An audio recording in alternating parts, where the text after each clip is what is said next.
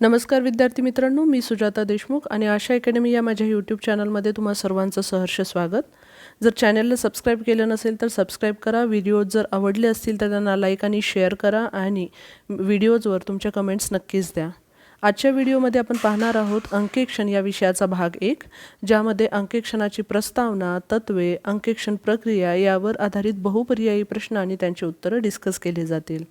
तर चला आपण सुरुवात करूया. प्रश्न पहिला, अंकेक्षण हा शब्द कोणत्या भाषेतनं आलेला आहे? तर अंकेक्षण म्हणजेच ऑडिटर हा शब्द लॅटिन भाषेतनं, जो लॅटिन भाषेतला मूळ शब्द आहे तो आहे ऑडायर, ज्याचा अर्थ आहे ऐकून घेणं, ऐकणं. तर हा शब्द लॅटिन भाषेतनं आलेला आहे, म्हणून बी पर्याय इथे बरोबर आहे.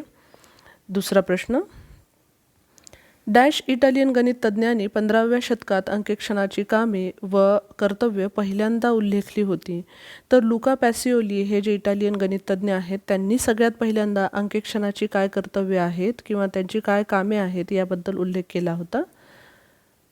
भारतामध्ये डॅशच्या कंपनी कायद्यानुसार कंपन्यांची हिशोब तपासणी व अंकेक्षण करणे अनिवार्य करण्यात आले होते. तर वेगवेगळे कंपनी कायदे आहेत. सध्याचं 2013चा कंपनी कायदा आहे, पण ज्या कंपनी कायद्याद्वारे ऑडिटिंग किंवा अंकेक्षण हे कंपल्सरी करण्यात आलं होतं तो आहे 1913चा कंपनी कायदा.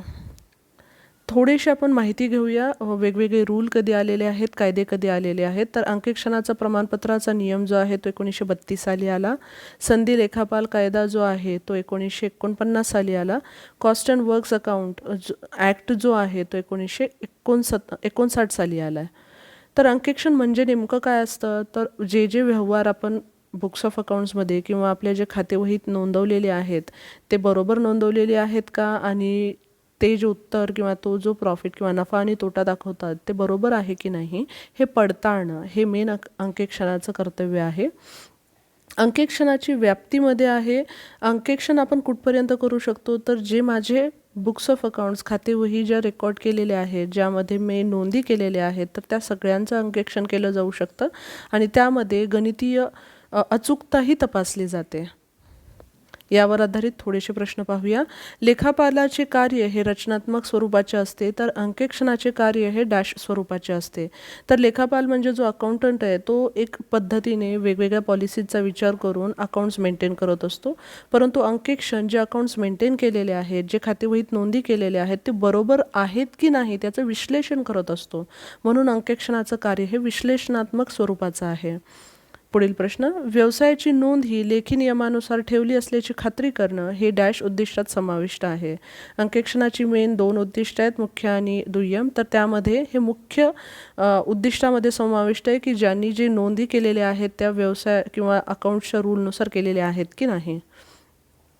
अंकेक्षणाची उद्दिष्ट आहेत. यामध्ये अंकेक्षणाच्या उद्दिष्टामध्ये पाहून घ्या, एक मुख्य उद्दिष्ट आहे. तर मुख्य उद्दिष्ट नेहमी बरोबर जे माझे बुक्स ऑफ अकाउंट आहेत किंवा जे माझे फायनान्शियल स्टेटमेंट आहे, माझं नफा आणि तोटा किंवा ताळेबंद पत्रक जे आहे ते व्यवस्थित बरोबर दाखवतं माझी बिझनेसची स्थिती, माझ्या व्यवसायाची स्थिती की नाही हे पाहणं.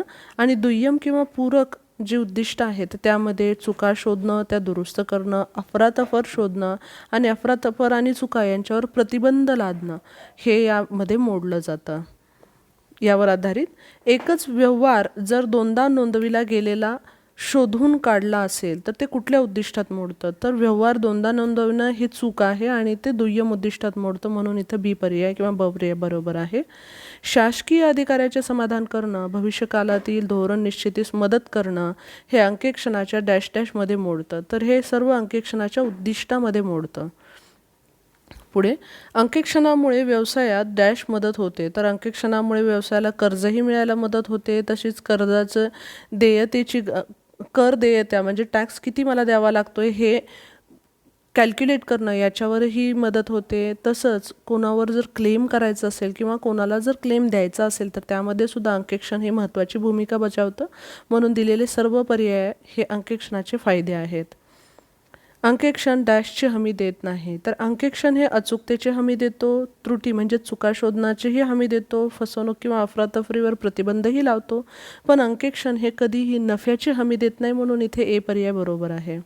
हे चुकांचे प्रकार आहेत. चुका वेगवेगळ्या प्रकारच्या असू शकतात, जसं गळतीच्या चुका, ज्यामध्ये मी एखादं ट्रान्झॅक्शन पूर्णपणे किंवा अर्धवटच लिहिलेलं आहे, अर्धवट लिहिलेलं नाही आहे किंवा पूर्णपणेच लिहिलं गेलं नाही आहे, ते गळतीमध्ये गेलेलं आहे, त्याला आपण एरर ऑफ ओमिशनही म्हणतो. कारकुनी किंवा लेखनाच्या चुकामध्ये अमाऊंट जी माझी रक्कम आहे ती चुकीची लिहिलेली जाऊ शकते. जसं जर 75,000 आहे तर मी तिथे फक्त 7,500च लिहू शकते. नक्कल ज्याला आपण म्हणतोच, म्हणजेच एकच व्यवहार हा दोनदा नोंदविला जातो, तर त्याला नक्कलच्या चुका असे म्हणतात. भरपाई किंवा पूरक चुकामध्ये दोन अशा चुका घडल्या जातात की ज्यामुळे त्या चुकांचे परिणाम नाहीसे होतात किंवा त्या चुका आढळून येणं नाहीसं होतं. जसं एखाद्या अकाउंटमध्ये जर मी डेबिट त्याच अमाऊंटने केली असेल तर दुसऱ्या चुकीमुळे क्रेडिट तेवढ्याच अमाऊंटने होते आणि ट्रायल बॅलन्स माझं टॅली होऊन जातं. आणि लास्टची चूक आहे ती आहे तात्विक चूक, ज्यामध्ये मला जी काही अकाउंटची तत्त्व दिली आहेत ती मी न पाळता मी व्यवहाराच्या नोंदी करते, तर त्याद्वारे ज्या चुका होतात त्यांना तात्विक चुका असं म्हणतात. यावर आधारित थोडेसे प्रश्न पाहू. कारकुनी व लेखनाच्या चुका सामान्यतः एखाद्या संस्थेच्या डॅश डॅशद्वारे केल्या जातात. तर कारकुनी चुका किंवा लेखनाच्या ज्या चुका आहेत त्या कारकुनाद्वारे जास्तीत जास्त किंवा जनरली त्याच्या कारकुनाद्वारेच केल्या जाऊ शकतात. 500 रुपयांच्या विक्रीचा व्यवहार खात्यांच्या पुस्तकात नोंदविला जात नाही, या चुकीला डॅश चूक असे म्हणतात. जर एखादा व्यवहार नोंदवलाच गेला नाही किंवा अर्धवट नोंदवला गेला तर त्याला आपण गळतीची चूक असं म्हणतो. पुढे 25,000 रुपयांची खरेदी ही 2,500 रुपये अशी नोंदवली गेली तर या चुकीला डॅश चूक असे म्हणतात. मी सांगितल्याप्रमाणे जर मी रकमेमध्ये जर चूक केलेली असेल, काही त्याच्यात चूक लिहिली गेली असेल तर त्याला आपण कारकुनी किंवा लेखनाच्या चुका असं म्हणतो. 5,000 रुपयांची उधार खरेदी 500 रुपये म्हणून नोंदविण्यात आली तर 5,000 रुपयाची उधार विक्री ही 500 रुपये म्हणून नोंदविण्यात आली तर या चुकीला डॅश चुकी असे म्हणतात. या पूर्ण व्यवहारामध्ये पहा, 500 रुपये दोन चुका केलेल्या आहेत मी, ज्यामध्ये 5,000 रुपयाची 500 रुपये नोंद झाली जी खरेदी होती. इथे या ट्रान्झॅक्शनमध्ये एक डेबिट झालेलं आहे आणि दुसरे जे उधार विक्री आहे त्याच्यात क्रेडिट झालेलं आहे. दोन्ही ठिकाणी 5,000च्या ऐवजी 500 झालेले आहेत, म्हणून या चुका एकमेकांची भरपाई करतात आणि ट्रायल बॅलन्समध्ये त्या दिसत नाहीत, म्हणून याला भरपाईची चूक असं म्हणतो आपण. नेक्स्ट, खातेवहीत रुपये 5,000चा पगार चुकून 2 वेळा नोंदविला गेला तर या चुकीला डॅश चूक असे म्हणतात. जर एकच व्यवहार हा दोनदा नोंदविला जातो तर त्याला आपण नक्कल चूक असे म्हणतो. नेक्स्ट, व्यवहाराची नोंद करताना जेव्हा लेखाकर्माची तत्त्वे पाळली जात नाहीत त्याला डॅश चूक असे म्हणतात. लेखाकर्माची तत्त्वे जेव्हा आपण पाळत नाही तेव्हा त्याला आपण तात्विक चुका असं म्हणतो. इमारत खरेदी ही महसूल खर्चाच्या रूपात मानली जाते तेव्हा तिला डॅश चूक असे म्हणतात. जर मी इमारत परचेस केली आहे किंवा बिल्डिंग परचेस केलेली आहे आणि तिथे कॅपिटल एक्सपेंडिचर हा खरा एक्सपेंडिचर आहे, पण मी जर वारंवार होणारा रिव्हेन्यू एक्सपेंडिचर म्हणून जर मी त्याला P&Lमध्ये लिहिते आहे तर ही चूक माझी तात्विक स्वरूपाची आहे, म्हणून ब पर्याय इथे माझा बरोबर आहे. आता अफरातफर हे पाहूया. अफरातफरीमध्ये 3 प्रकारच्या अफरातफरी असू शकतात. एक पैशांची अफरातफर आहे, दुसरी मालाची किंवा वस्तूंची अफरातफर आहे आणि तिसरी हिशोबातली अफरातफर आहे. तर पैशाच्या अफरातफरीमध्ये मी पैसे गहाळ करणं, चोरी करणं या प्रकार होऊ शकतात. वस्तूंच्या किंवा मालाच्या ह्याच्यामध्ये वस्तू चोरी करणं होऊ शकतं आणि हिशोबातील अफरातफरीमध्ये मी हिशोब किंवा जे माझे बुक्स ऑफ अकाउंट्स आहेत, खाते वही आहेत, त्यामध्ये मी चुकीच्या एंट्री करते किंवा चुकीच्या नोंदी करते. तर यावर आधारित प्रश्न पाहू आपण. रोकड चोरी, व्यवसायातील रहस्य जाहीर करून रोख फायदा मिळवणे, निधीचा अवैध वापर ही डॅश अफरातफरीची उदाहरणे आहेत. तर या सगळ्यामुळे पैशांची अफरातफर होते, म्हणून आर्थिक किंवा पैशाच्या अफरातफरीची ही सर्व उदाहरणे आहेत. अव्यवसायाचे व्यवस्थापक रोखे पुस्तकात बनावट देयके नोंदवतात तर ही फसवणूक किंवा ही अफरातफर डॅश डॅश आहे. तर जेव्हा व्यवस्थापकाद्वारे कॅशबुकमध्ये, ज्याला आपण रोख पुस्तक म्हणतो, रोखीचे पुस्तक म्हणतो, त्याच्यामध्ये जेव्हा चुकीच्या नोंदी नोंदवल्या जातात तर त्याला आपण पैशाची अफरातफर असं नमूद करतो. पुढे आहे, योग्य नियंत्रणाअभावी कर्मचारी वस्तू चोरून नेतात, या अफरातफरीस किंवा या फसवणुकीस डॅश अफरातफर असे म्हणतात. तर जेव्हा कुठलीही अफरातफर ही वस्तूमध्ये होते तेव्हा तिला मालाची किंवा वस्तूची अफरातफर म्हणतो. उच्चस्तरीय व्यवस्थापनाद्वारे घसारा योग्य हेतूने आकारला जात नाही तेव्हा ही अफरातफर डॅश प्रकारची आहे. जेव्हा घसारा म्हणजेच डेप्रिशिएशन जेव्हा हायर लेवल मॅनेजमेंटकडनं योग्य पद्धतीने किंवा जास्तीचं दाखवलं जातं तर ते दुसऱ्यांना चीट करण्याच्या हेतूने असतं आणि तो आपण नोंदी चुकीच्या दाखवतो, म्हणून त्याला हिशोबातील खोटेपणा या प्रकारचे किंवा या प्रकारची अफरातफर आपण अशी म्हणू शकतो. वार्षिक अंकेक्षणालाच डॅश अंकेक्षण असे म्हणतात. तर वार्षिक अंकेक्षणालाच अंतिम अंकेक्षण, जे वर्षाच्या शेवटी 31 मार्च जेव्हा कंपनीचं वर्ष संपतं आणि त्यानंतर जेव्हा मी अंकेक्षण करते, तर त्याला मी अंतिम अंकेक्षण किंवा वार्षिक अंकेक्षण असे म्हणते. डॅश अंकेक्षण हे आर्थिक कालावधी संपल्यानंतर केले जाते. आत्ताच सांगितलेलं आहे मी, अंतिम किंवा वार्षिक अंकेक्षण हे आर्थिक कालावधी संपल्यानंतर आपण करतो. कामावर नियंत्रण ठेवण्यासाठी सहसा डॅश हे अंकेक्षण 2 वार्षिक अंकेक्षणादरम्यान केले जाते. तर मला 2 वार्षिक अंकेक्षणादरम्यान जे केले जाते त्याला मध्यावधी अंकेक्षण असं म्हटलं जातं, ज्याला आपण इंग्लिशमध्ये इंटरिम ऑडिटिंग असं म्हणतो. नेक्स्ट, डॅश अंकेक्षणाला सविस्तर अंकेक्षण असंही म्हणतात. सविस्तर अंकेक्षण म्हणजे प्रत्येक व्यवहार डिटेलमध्ये सतत पाहणं. जेव्हा सततचं अंकेक्षण केलं जातं तेव्हाच ते सविस्तर अंकेक्षण होऊ शकतं, म्हणून याचं उत्तर किंवा याचा सी पर्याय, क पर्याय इथे बरोबर आहे. नेक्स्ट, जेव्हा व्यवसायात करण्यात आलेली कृती व घेतलेले निर्णय सार्वजनिक हिताच्या दृष्टीने योग्य आहेत की नाही याबाबतचे अंकेक्षण केले जाते, तेव्हा त्याला डॅश अंकेक्षण असे म्हणतात. याला आपण योग्यता किंवा शिष्टाचार अंकेक्षण असे म्हणतो. अंकेक्षणामधला हा आता नवीन प्रकार आहे. तर माझ्या व्यवसायामुळे सामाजिक दृष्टीने त्याच्यावर काही समाजाच्यावर काही वाईट परिणाम होत नाही ना, माझ्या पॉलिसीज ज्या आहेत, माझे जे निर्णय आहेत त्यांचा समाजाच्या हितावर कसा परिणाम होतो आहे हे जे शोधून काढलं जातं त्याला योग्यता किंवा शिष्टाचार अंकेक्षण असं म्हणतो. कंपनीसाठी आयकर कायदा 1961 नुसार डॅश अंकेक्षण अनिवार्य आहे. तर कंपनीसाठी आयकर कायदा जो आहे 1961 नुसार कर अंकेक्षण हे अनिवार्य आहे. इथे काही अंकेक्षणाचे प्रकार दिलेले आहेत. जर तुम्हाला त्यावर काही प्रश्न विचारले तर तुम्ही त्याची उत्तरं नक्कीच देऊ शकाल. सगळ्यात पहिला आहे परिव्यय किंवा उत्पादन अंकेक्षण. परिव्यय म्हणजे कॉस्ट.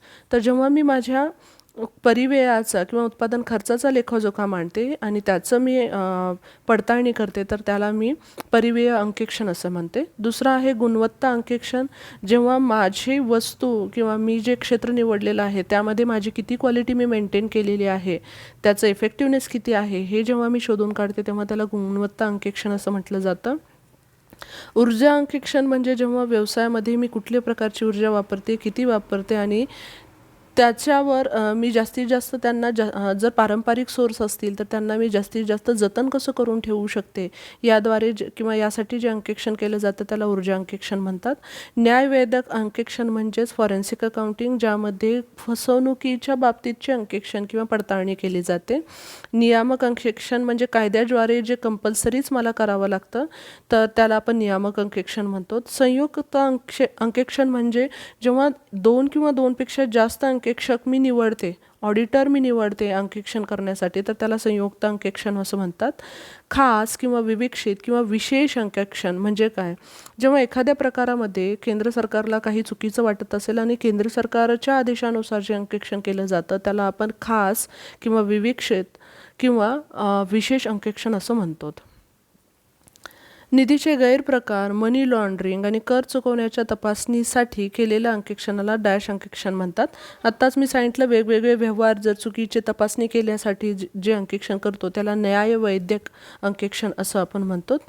नेक्स्ट, डॅश ही हिशोब तपासणीच्या कामाची सुनियोजित रूपरेखा आहे, ज्यामध्ये कोणते काम कधी, कोणी आणि केव्हा आणि कशा प्रकारे करायचे याचं मार्गदर्शन केलं जातं. तर अंकेक्षक हे बनवतो, ज्याला आपण अंकेक्षण कार्यक्रम असं म्हणतो, ज्यामध्ये काम करण्यासाठी किती वेळ लागणार आहे, कोण हे काम करायचं, या सगळ्या बाबतीची व्यवस्थित माहिती दिलेली असते. पुढील प्रश्न, अंकेक्षणादरम्यान काही गैरव्यवहार, नियमभंग, संशयास्पद व्यवहार आढळल्यास त्याची नोंद ज्या वहीत केली जाते तिला डॅश असे म्हणतो. तर एक वही मेंटेन केली जाते आणि त्या वहीला आपण अंकेक्षण सारण वही म्हणतो, ज्याच्यामध्ये वेगवेगळे गैरव्यवहार, जिथे अंकेक्षकाला डाऊट येतो आहे किंवा त्याला तिथे संशयास्पद काही वाटत असेल तर तो त्याची नोंद त्या वहीमध्ये करतो. नेक्स्ट आहे, ज्या प्रक्रियेमध्ये धोरणानुसार व्यवहार केले जातात, मालमत्ता सुरक्षित असते आणि नोंदी अचूकपणे ठेवल्या जातात तर त्या प्रक्रियेला आपण काय म्हणतो?